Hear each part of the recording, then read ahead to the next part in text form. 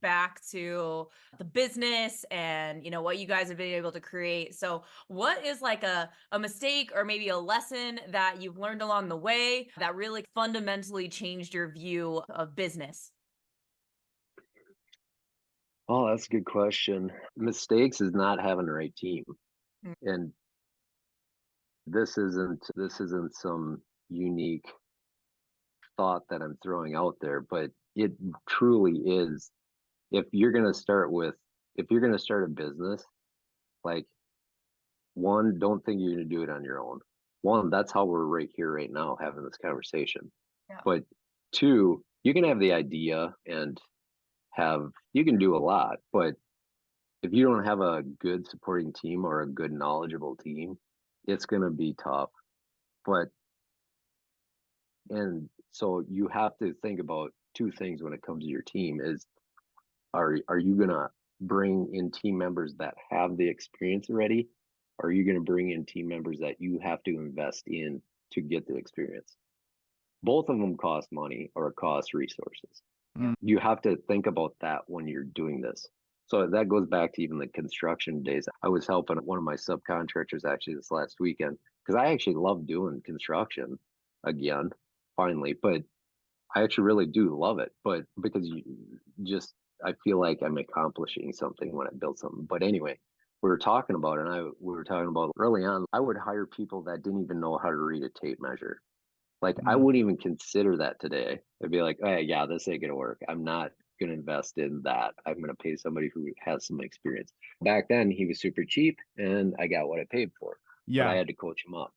So that would be my number one thing, or one of the top things is consider what your team looks like.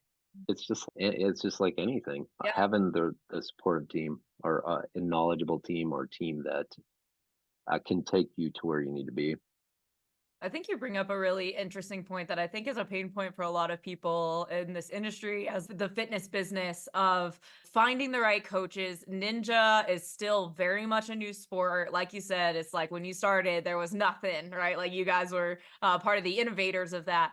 And so with that comes, there's not just this abundance of ninja coaches just lying around. There's more than there used to be for sure. But what is your stance now? Obviously, you're going into new markets, into new cities that you're not currently located in with your franchises. How are you training these people? Is it a system? Is it a combination of finding the right skill setted person and then of growing them? What's your kind of view on that? Yeah, so from a kind of a broad strokes scale, that's part of the scaling problems or the growing, and that's part of why we could actually have more locations open. But part of it is we want them to actually be successful. And as a franchisee, I'm telling you guys, like, this isn't any exaggeration. I bet besides doing events and stuff, we've done less than maybe $10,000 on marketing, expanding our selling gyms. Mm. And we got over 11, 12, or whatever it is, 11 open and more sold.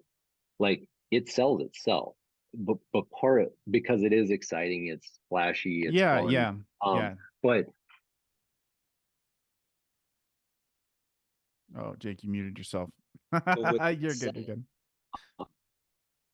with that said, the training of it is going back to what I was saying, how we've always built our businesses off of systems when we knew there was something there to be had.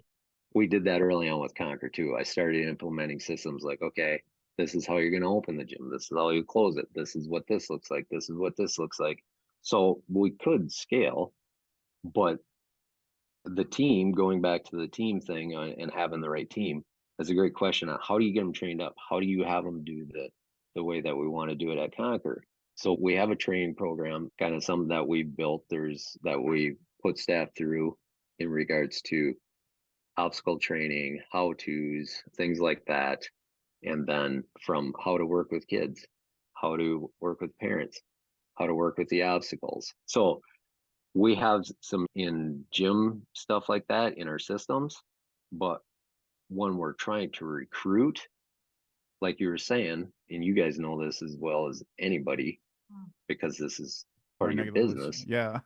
Yeah, is there, it's not like trying to find, they just don't exist like Yeah. ninja coaches. Yeah. So where are we looking? You're looking in the fitness industry, you're looking in the coaches, but really we're looking for a type of person rather than the type of credentials. Yeah, Like, the background. Yeah, that's huge. We tell our clients that all the time of hire the character, not the experience. The easy yeah, part is training them on ninja, right? The hard part is finding someone who is driven and professional, has a want to grow, is a good communicator, is relational, because fundamentally this business is a relational business. And so you need people who yeah, can do that and do that. Jake, you said something that like really stuck out to me, and I wanted to see if I could get you to clarify this or at least confirm what I thought you yeah, said, which was in a sense, like you could be at 25, 35, 45 locations by now. It's not a problem with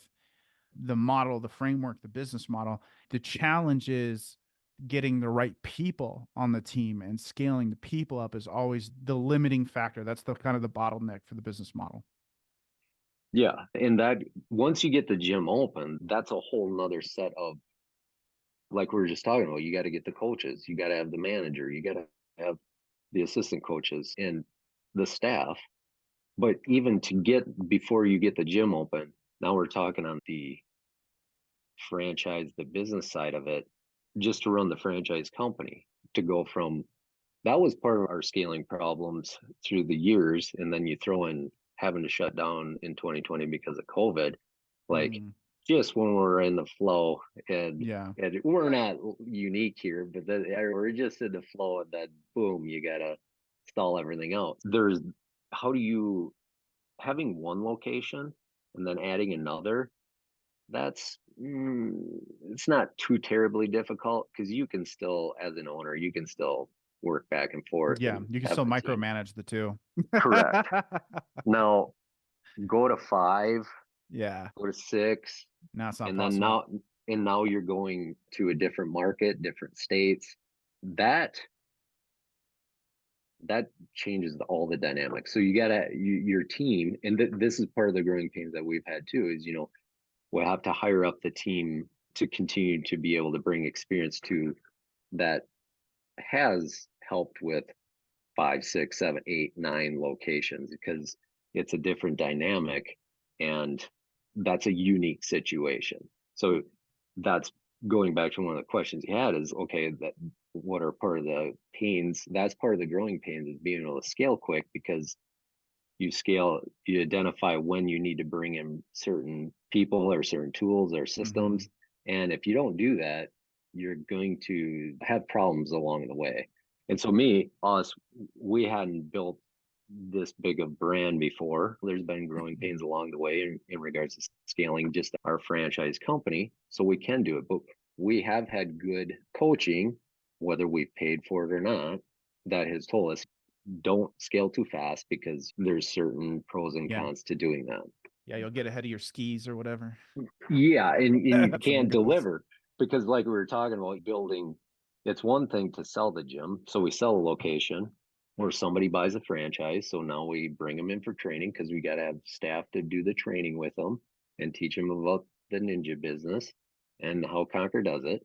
And then they have to acquire their space. So there's all types of things that go along with finding a location, whether you're buying the location or leasing Mm, it. So there's that portion of it. And now rubber actually meets the road. They find a location, sign a lease, or buy it. Now, what do you got to do to the space? Who does that? Who contracts it? And now you're setting up the obstacles and doing that. And then now you got to get your staff that are going to be ready to start selling memberships and start filling the gym. And there's a process that goes with that. And yeah. so when people come in all excited, they're excited that you gotta, if you don't have that team and that support for them, they get, people get overwhelmed, and because it can get overwhelming.